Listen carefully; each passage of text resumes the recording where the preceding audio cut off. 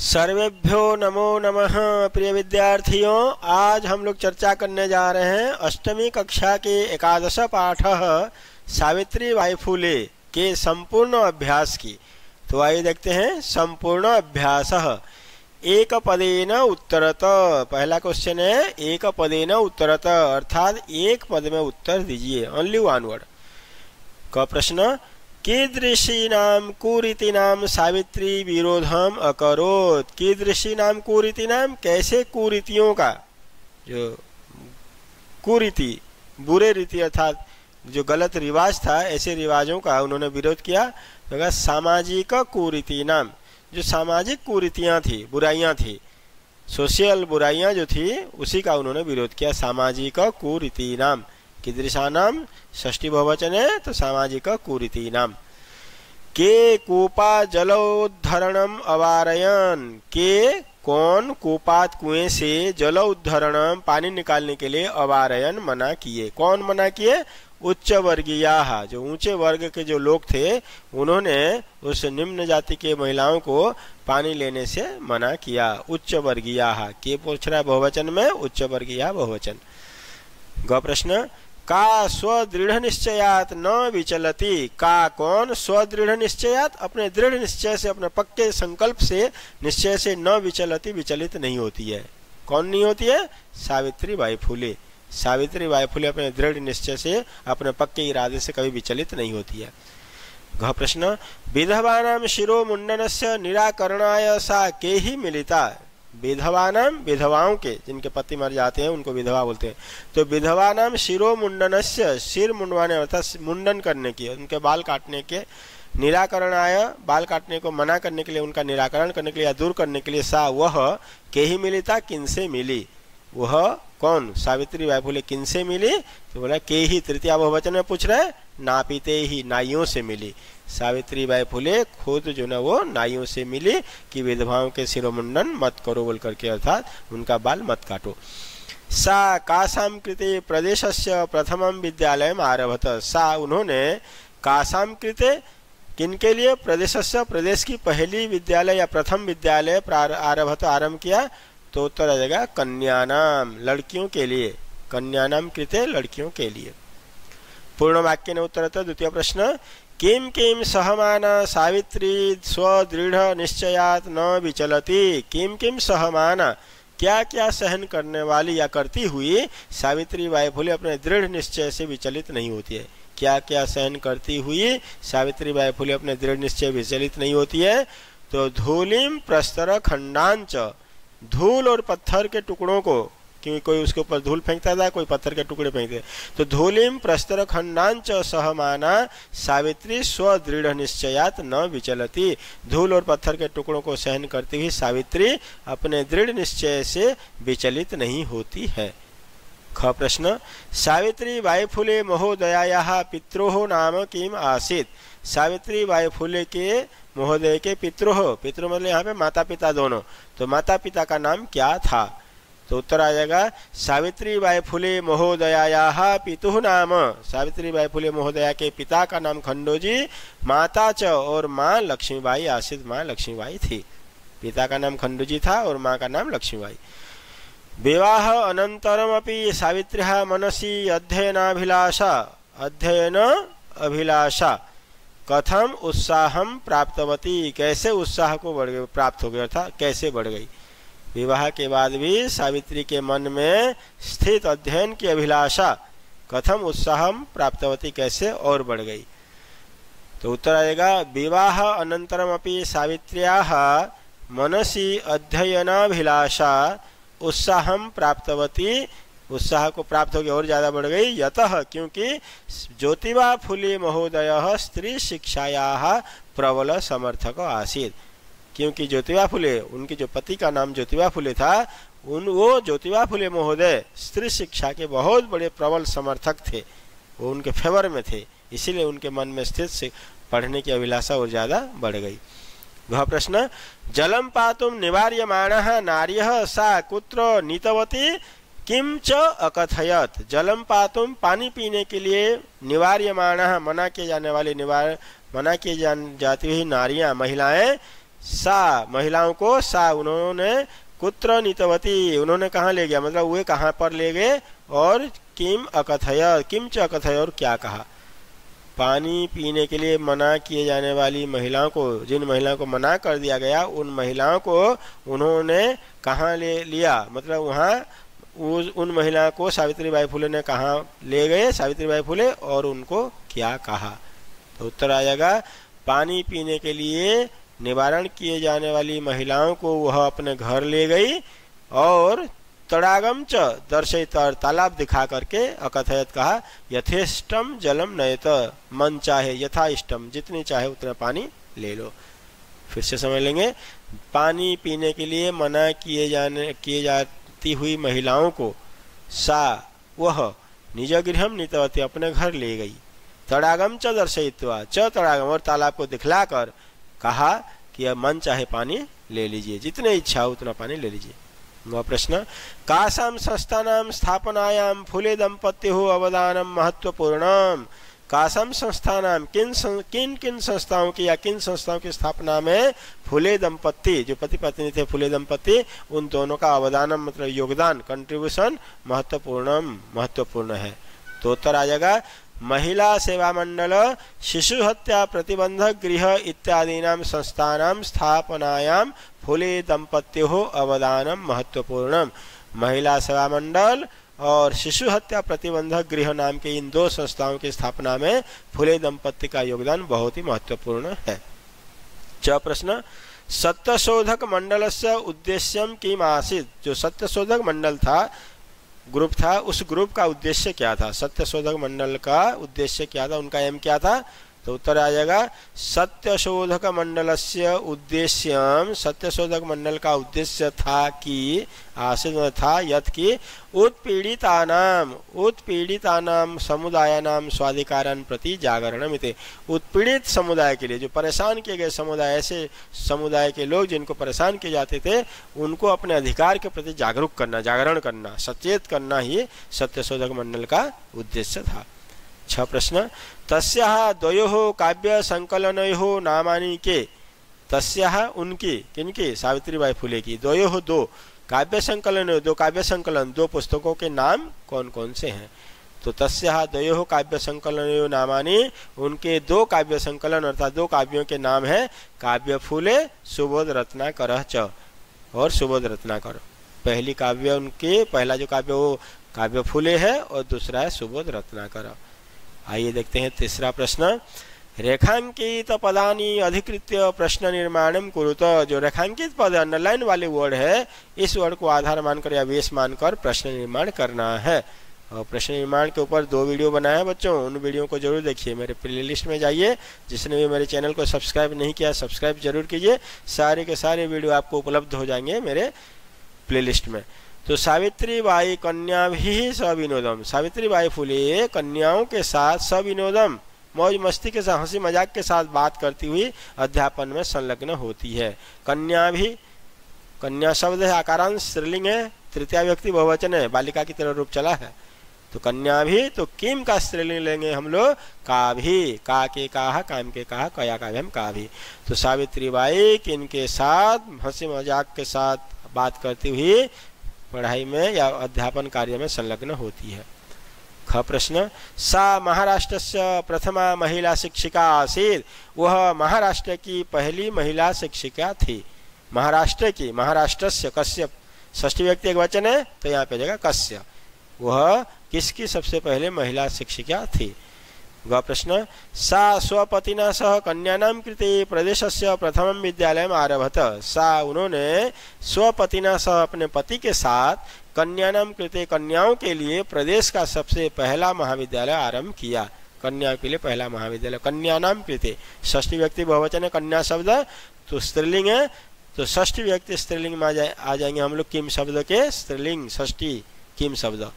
कस्याः कयोः कासाम, तो यहाँ पे आ जाएगा कासाम। तो वह अपने पति के साथ किन के लिए प्रदेश का पहला विद्यालय प्रारंभ किया। आइए घ प्रश्न देखते हैं। तया मनुष्याणां समानतायाः स्वतंत्रतायाश्च पक्ष सर्वदा समर्थितः। तया उन्होंने या उनके द्वारा मनुष्यों की समानता और स्वतंत्रता का पक्ष का हमेशा हर प्रकार से समर्थन किया। तो मनुष्याण, मनुष्य शब्द षष्ठी बहुवचन है, तो हम ले लेंगे यहाँ पे किम के षष्ठी बहुवचन पुल्लिंग, कस्य कयो केशाम, तो यहाँ पे आ जाएगा केशाम। उन्होंने किन की समानता और स्वतंत्रता का पक्ष हमेशा समर्थन किया। तो आगे देखते हैं ग वाला, साहित्य रचनायापि सावित्री महीयते, साहित्य रचना की दृष्टि से भी सावित्री महीयते महान थी, बहुत ही प्रसिद्ध थी। तो हो जाएगा सावित्री है स्त्रीलिंग एक वचन है, तो यहाँ पे स्त्रीलिंग एक वचन का, साहित्य की रचना से भी कौन महान थी या किसका नाम लिया जाता था, बहुत महान कौन थी, तो हो जाएगा का।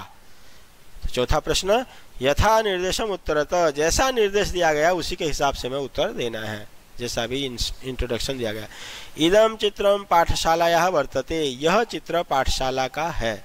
अत्र वर्तते इति क्रियापदस्य कर्तृपदम की, यहाँ पे जो यहाँ इदम से लेकर के वर्तते तक, यहाँ वर्तते जो क्रियापद है, वर्तते मतलब है, ये क्रियापद किसका कर्तापद क्या है, तो जगह चित्रम है, क्या है, चित्र है। आगे ख प्रश्न, तस्याः स्वकीयम् अध्ययनमपि सहैव प्रचलति, अस्मिन् वाक्ये विशेष्य पदम किम, उनकी खुद की पढ़ाई भी साथ में ही चलती है, इस वाक्य में विशेष्य पद क्या है, विशेष्य क्या है, अध्ययनम, यहाँ दो शब्द अध्ययनम और अपि, तो अध्ययनम हो जाएगा विशेष्य।